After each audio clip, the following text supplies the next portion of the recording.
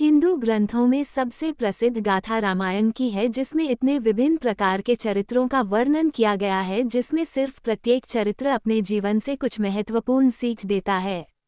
यदि कोई व्यक्ति अपने जीवन में रामायण में बताए गए किसी एक भी चरित्र के जीवन का अनुसरण करे तो यह निश्चित है कि वह अपने जीवन में ना तो कभी हार सकता है और ना ही कभी निराश हो सकता है।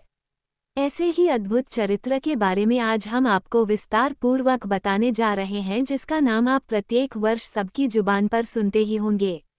वह नाम है मेघनाथ, जिसे इंद्रजीत के नाम से भी संबोधित किया जाता है। आज हम इंद्रजीत के जीवन से ही जुड़े कुछ रोचक तथ्यों के बारे में विस्तार पूर्वक उल्लेख करने वाले हैं, ताकि आप राक्षस कहे जाने वाले इंद्रजीत के जीवन से कुछ प्रेरणा ले सकें। यहाँ मैं मेघनाथ के बारे में विस्तृत जानकारी दूंगा, जिसमें उसके जन्म, शक्ति, युद्ध और उसकी मृत्यु के बारे में विस्तार से बताया जाएगा। दोस्तों, अगर आप चैनल में नए हो तो चैनल की सब्सक्राइब करें और बेल आइकॉन को प्रेस करें। कौन था इंद्रजीत मेघनाथ? एक महान योद्धा के रूप में देखा जाने वाला मेघनाथ लंकापति रावण का सबसे बड़ा पुत्र था।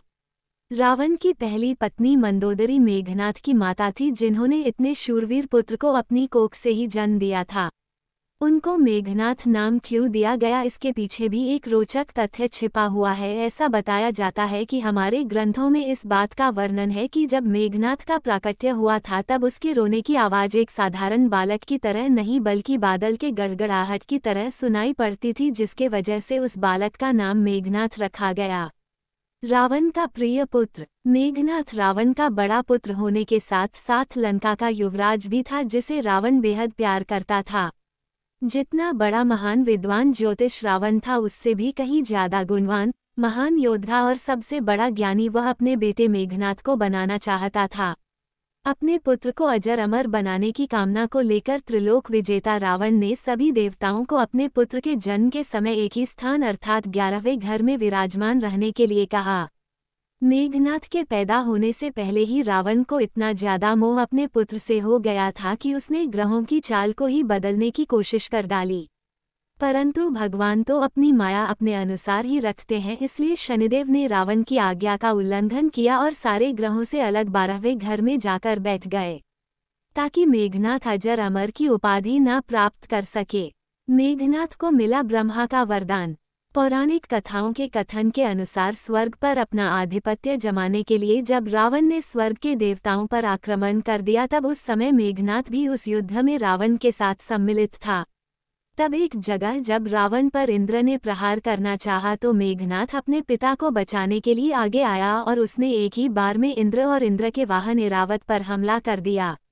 उसे वहां पर सभी देवताओं के साथ साथ इंद्र को भी इस युद्ध में हरा दिया, जिसके बाद मेघनाथ को इंद्रजीत की उपाधि से संबोधित किया जाने लगा। मेघनाथ जब स्वर्ग से निकलने लगा तो उसने इंद्र को भी अपने साथ ले लिया और अपने रथ पर बैठा कर लंका में ले आया।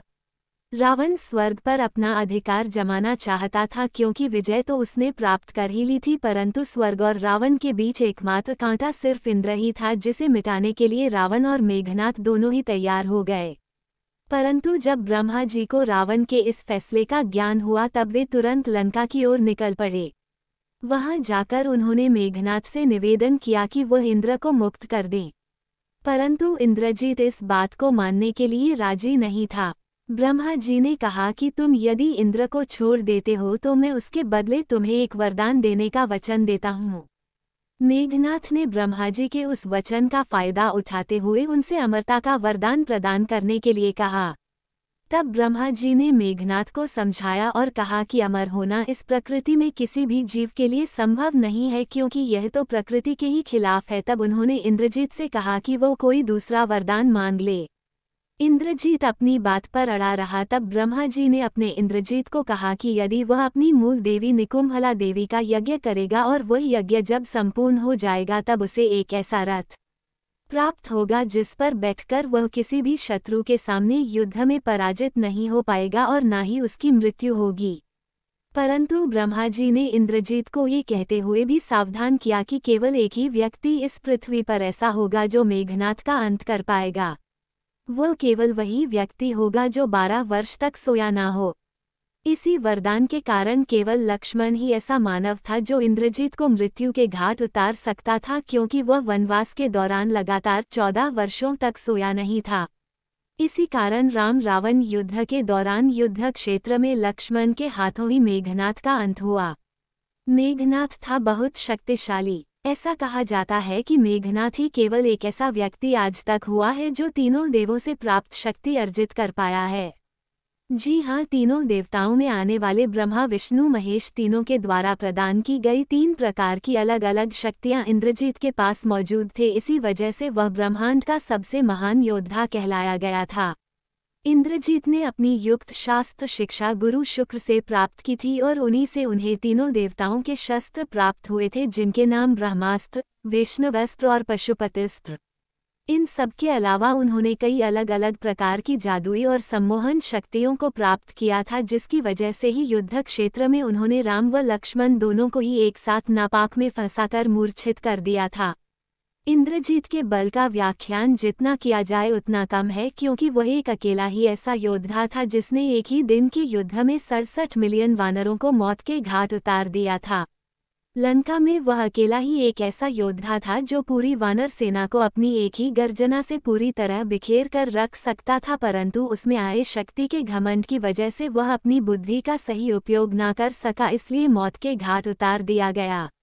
मेघनाद के जीवन से हमें यही शिक्षा मिलती है कि इंसान भले ही कितना शक्तिशाली हो जाए, परंतु घमंड की वजह से अपनी बुद्धिमत्ता को नहीं गंवाना चाहिए। मेघनाद का युद्ध कौशल। मेघनाद को उसका पिता रावण बहुत प्यार करता था और उसे युद्ध के मामलों में विशेष सलाह देता था। रावण ने अपने पुत्र को सभी प्रकार के शस्त्रास्त्रों और युद्ध विधियों की शिक्षा दी थी। मेघनाद के पास कई शक्तिशाली अस्त्र थे जो उसे अपराजय बनाते थे। उसे तंत्र मंत्र में भी गहरी रुचि थी और उसने कई धार्मिक अनुष्ठानों के द्वारा अपनी शक्ति को और बढ़ाया था। मेघनाद ने एक समय में इंद्रदेव से भी युद्ध किया था और उसे हराया था, जिसके बाद उसे इंद्रजीत का नाम मिला। वो विशेष रूप से उसकी घातक युद्ध नीतियों और अद्भुत रक्षात्मक कृत्यों के लिए प्रसिद्ध था। मेघनाद की भूमिका रामायण में। रामायण के युद्ध के दौरान मेघनाद ने अपनी वीरता और कौशल का परिचय दिया। जब राम और रावण के बीच युद्ध हो रहा था तो मेघनाद ने कई बार राम और उनके भाई लक्ष्मण को हराने का प्रयास किया। उसकी शक्ति और युद्ध कौशल से राम की सेना लगातार संकट में थी। मेघनाद ने अपनी युद्ध नीति में छाया, भ्रम और घातक हथियारों का इस्तेमाल किया। उसका प्रमुख अस्त्र ब्रह्मास्त्र था, जो वह पूरी तरह से नियोजित करके युद्ध के मोर्चे पर इस्तेमाल करता था। वह विभिन्न प्रकार के मायावी अस्त्रों और मंत्रों से अपने शत्रुओं को भ्रमित करने में माहिर था। मेघनाद की मृत्यु। रामायण में मेघनाद की मृत्यु बहुत ही रोचक और ऐतिहासिक घटना के रूप में वर्णित है। जब मेघनाद ने राम की सेना के खिलाफ अनेक विजय प्राप्त की, तब लक्ष्मण को गहरी चोट आई और वह बेहोश हो गए। राम ने लक्ष्मण की स्थिति को देखकर हनुमान को संजीवनी बूटी लाने के लिए भेजा। संजीवनी बूटी लाने के बाद लक्ष्मण को जीवनदान मिला। इस समय मेघनाद ने एक बार फिर युद्ध में भाग लिया और राम की सेना पर आक्रमण किया। यहाँ पर मेघनाद ने नागपाश नामक एक मायावी युद्ध हथियार का उपयोग किया था। इस अस्त्र के द्वारा उसने लक्ष्मण और राम को बांध दिया था। इससे पूरी सेना संकट में आ गई थी। हालांकि भगवान राम के आदेश पर हनुमान ने भगवान शिव के द्वारा दी गई एक विशेष मंत्र का जाप किया, जिसके बाद वह अस्त्र नष्ट हो गया और राम की सेना को विजय प्राप्त हुई। लक्ष्मण ने राम के आदेश पर मेघनाद से युद्ध किया और उसे हराया। लक्ष्मण ने मेघनाद को मारकर उसे मौत के घाट उतार दिया। मेघनाद की मृत्यु के बाद राक्षसों के लिए एक बड़ा झटका था।